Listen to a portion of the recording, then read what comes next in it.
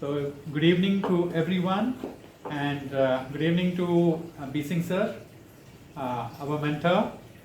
And I was just listening to Alpana ma'am, and she gave reference to Shri Raviji, who has told that a good teacher creates thirst in the students.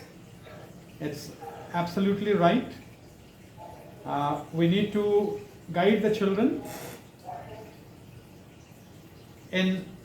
While teaching English, we advise the teachers that we need to provide time to the students to get to the answers instead of giving away the answers to them, because that way real learning will take place.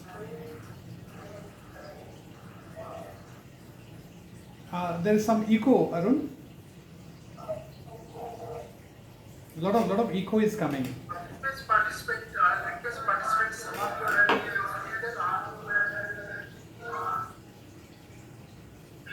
stop this speaker. Thank you. Another thing which Alpana ma'am was telling us is how nice we feel when our children get back to us and tell us what they are doing. So in the afternoon itself, I got a message which I'm sure Dr B Singh will also be able to recognize the girl, Richa Mishra, daughter of Dr. Mishra and Veena Mishra. She had two brothers also. She messaged me in the afternoon telling me about the achievement of her daughter, Archisa Veda. Her daughter has published a book called Yellow Windows. And just now when Alpana ma'am told me, it reminded me of Richa. I said I'll share it with you all. I'm going to quote Stephen Gerrit, who has said that I shall pass this way but once. Any good that I can do or any kindness I can show to any human being, let me do it now. Let me not defer nor neglect it, for I shall not pass this way again. This has been my favorite quote from a very, very long time. And as a teacher, I feel that God has given us this opportunity to be in front of so many students every day. On an average, a teacher interacts with nearly about, I think, 4 sections of students, which amounts to about 150 to 200 students. So we stand in front of them and we have the opportunity to influence their lives. So this particular thing should always be there in our mind, that this opportunity we should put into the right use. I shall try to share something with you.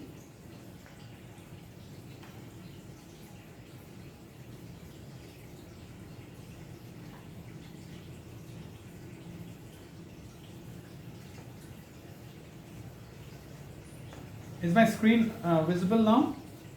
Yes, it is visible.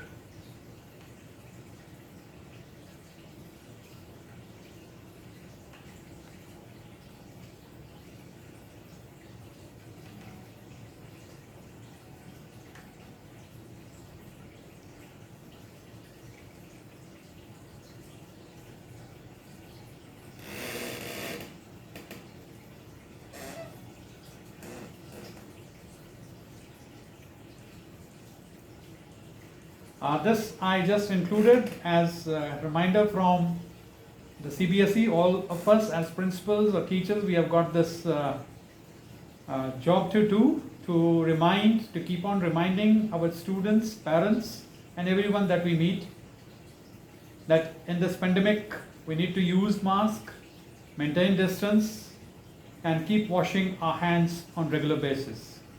So with this message, I take you to the circles of control the innermost circle, outer one is circle of influence, and outermost is circle of concern. In order to become favorite teachers, I tell my staff members who are working with me that you need to perform your jobs well. If we can understand these three circles, in whichever area we are, since we are in the teaching profession, since we are all either teachers or principals over here, I'll try to just briefly reflect upon what are our circles of this control, influence and concern. Say, circle of control for a teacher.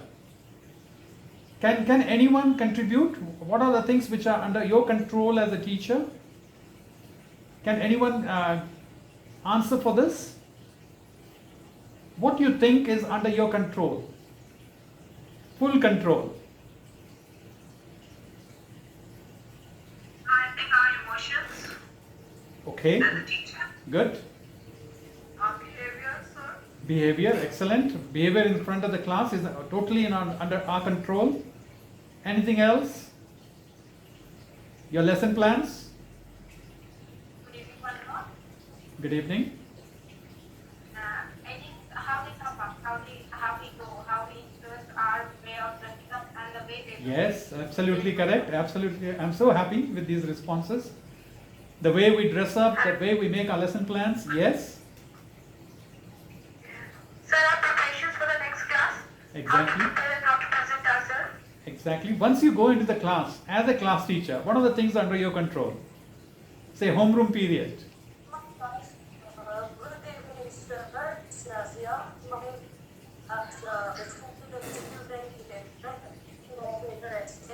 Depends upon the person standing right in front of them as the class teacher or something. Yes.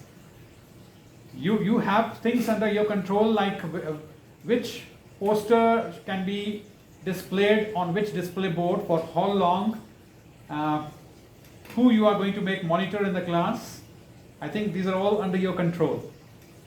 How nicely you are going to put across your lesson to them, whether you are going to teach them reading section or writing section or whichever area of your subject is there, is all under your control. No principal is going to come and control you with all those orders. It's up to you. Once you enter the class, for next 40 minutes, everything is under your control. Now, I'll just try to be brief in this.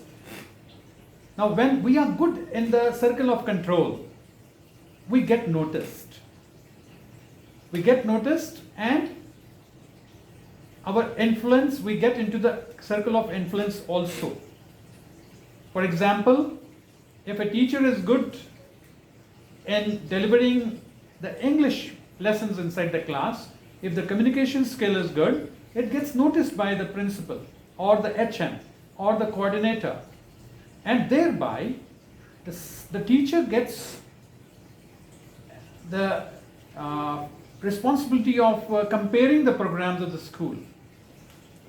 You go onto the stage, and similarly other aspects of a teacher are also observed, and accordingly you start getting into the influence circle. Your parents recognize you, students from other classes also recognize you, because the students of your class go and convey to them, and they also want to learn from you. Circle of concern for us as teachers can be how much of DA has increased, whether Sushant Singh's case is going to be sorted out soon or not, whether Trump is going to win this time again, second time or not. Those are all our area of concern. So, to cut it short, I am just not going into many examples right now, because I will try to take you through other things also. Now, one small question.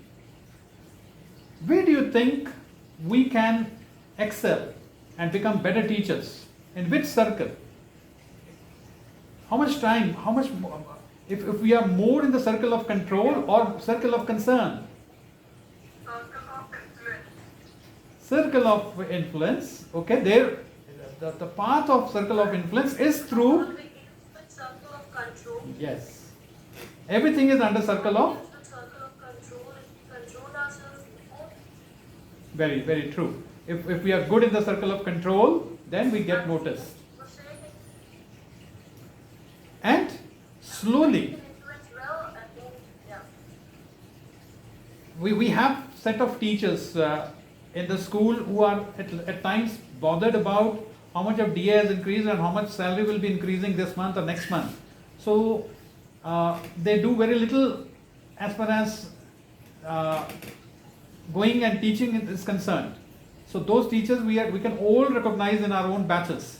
So in case we are falling into that category, we should try to shut out those things and try to be good teacher in the circle of control. I'll try to finish this particular slide here itself, and we'll try to move. Signs of a good teacher.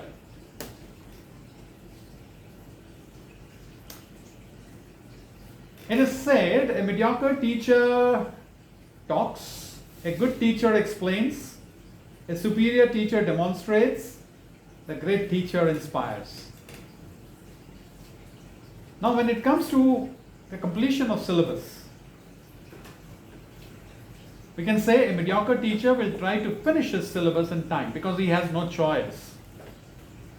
The principal is behind him, the coordinator is behind him or her, so she or he has to finish his or her syllabus. So we can say a mediocre teacher will try to finish his syllabus in time. A good teacher would love to put across as much as he can in the stipulated time. Besides teaching the syllabus, he will also try to accommodate few more things. Like we were talking of our favorite teachers. When we close our eyes and try to recollect our favorite teachers, they were not the ones who only taught us the lessons, the textbooks, but they are the ones who went beyond the texts. They spoke about various things, various aspects, various current events, and kept on inspiring us. You can see the picture on this slide of stone cutters. I'll just take you to a small anecdote where there was such a quarry where people were cutting stones, and one particular person, he was moving around, he went to the first one and said, "What are you doing?" And the first one said, "Are you blind? Can't you see I am cutting the stones?" The same person went to the second person and asked him the same question, "What are you doing?" And he said, "Well, my friend, I'm cutting the stones." And then this fellow, he moved towards the third person and asked the same question, "What are you doing, my friend?" And the third person said, "I am building a temple." Now, all the three stone cutters, remember, were doing the same job. But they were all working with different attitudes. The first one might have been an annoyed person, the second one might have been a humble person, and the third one was really imaginative. And we can say, if we compare this small anecdote with that of the teachers,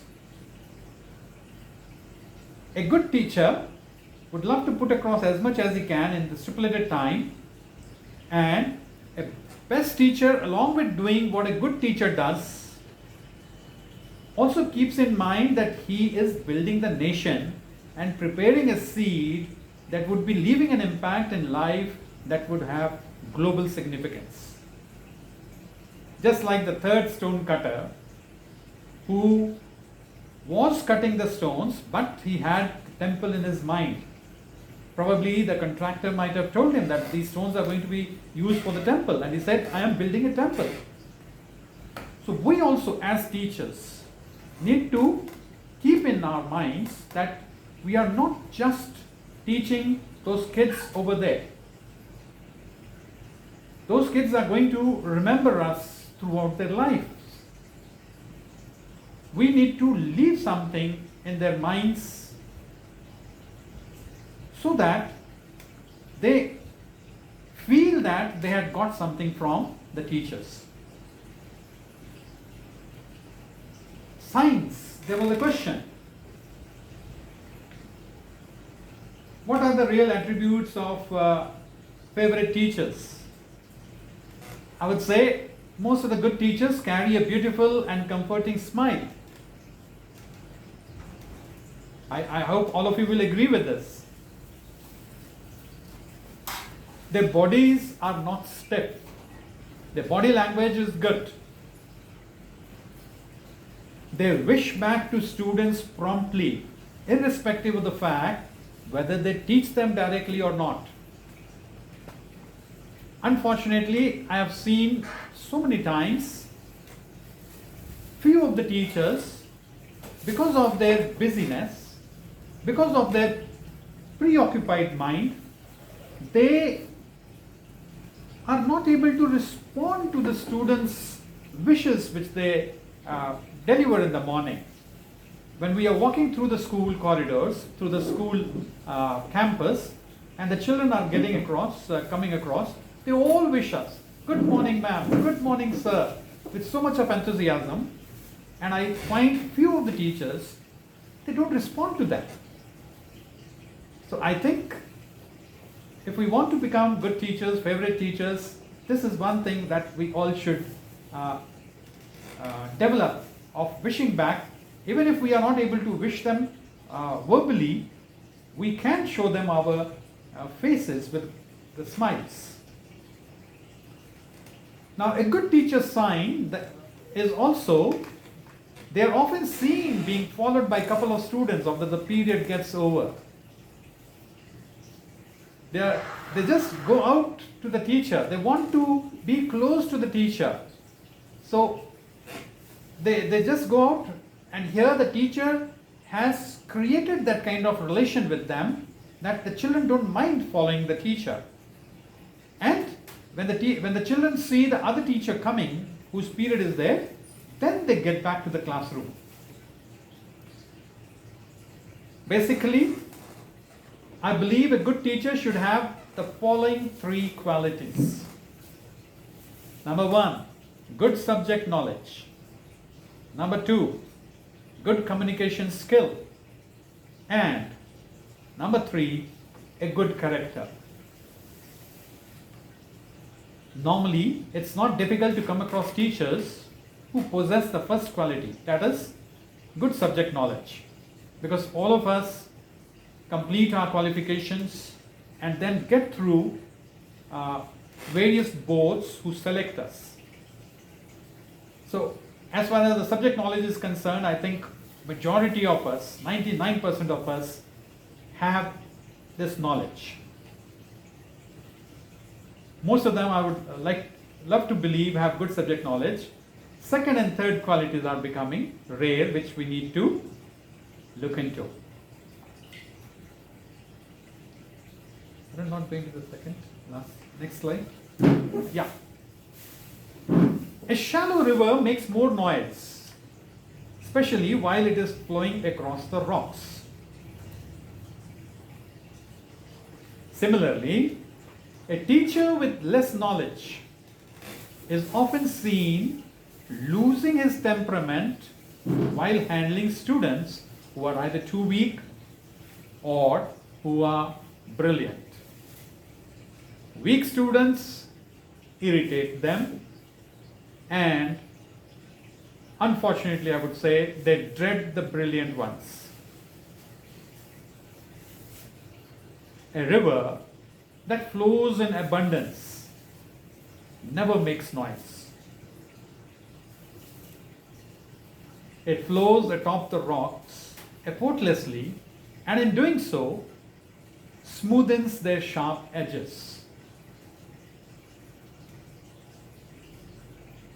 With their buoyant energy and strength, they help the boats, submarines, and ships to sail well and reach their destination.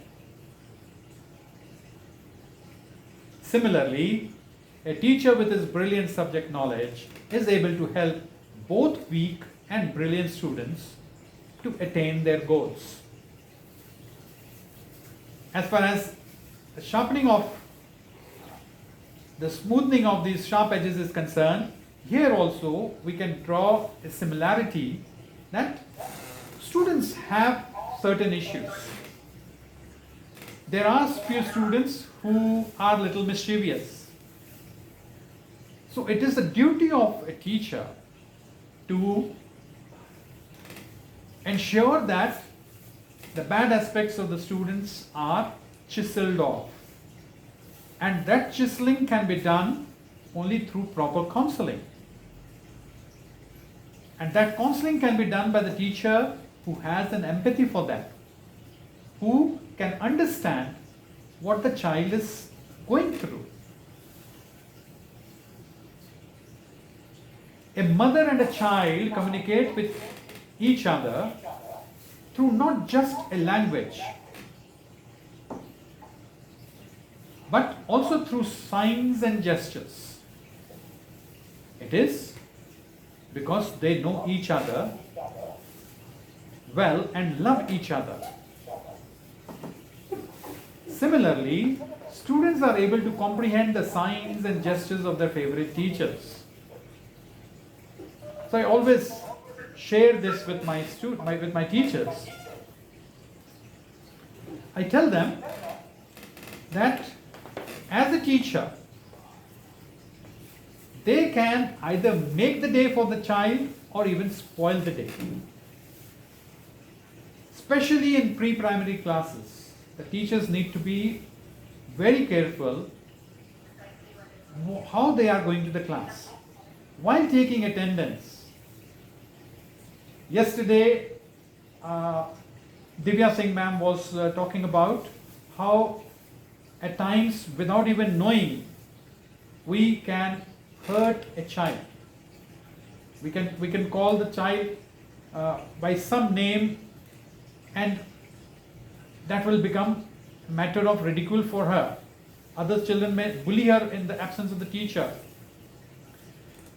So we need to be very careful in our selection of words and even in our gestures. We may not say a word, but the way we may make a face that may mar the child's day. The child will feel disappointed, hurt. So all these aspects we need to take care.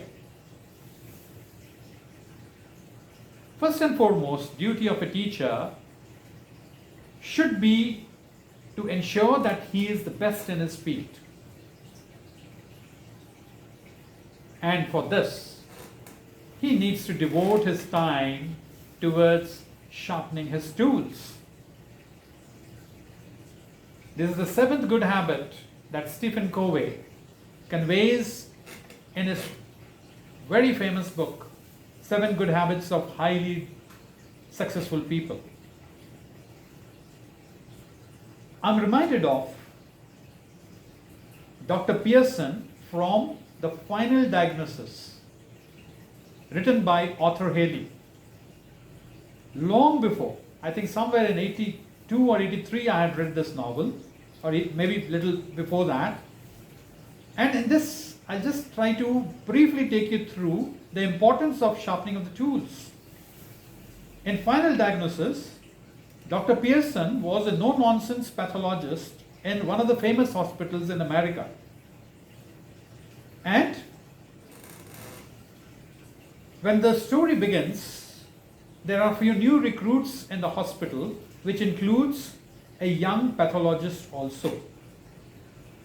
Now the young pathologist, when he goes in Dr. Pearson's department, he realizes that this man is very sincere with his work, very hardworking, spends his full time with devotion and does his job well.